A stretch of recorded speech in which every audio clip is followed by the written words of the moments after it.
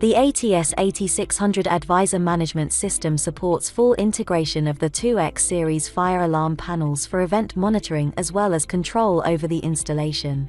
It provides the operator with an intuitive graphical user interface with events dynamically displayed on screen to assist in the rapid location of a fault or a fire.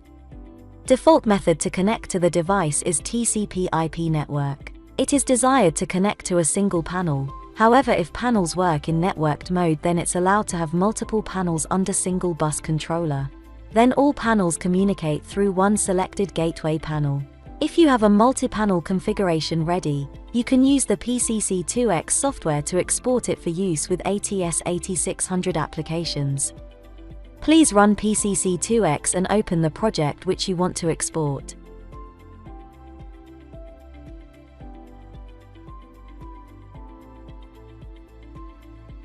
Now select the panel that is going to be the gateway to communicate with the ATS.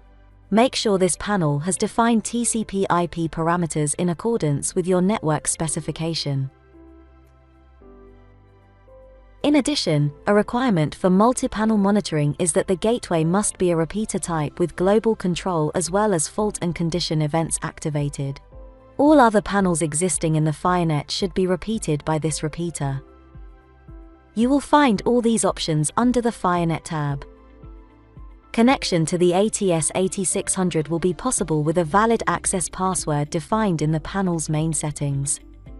Now click on the Gateway panel and in the Configuration utility use the Export to 8600 option on the project menu.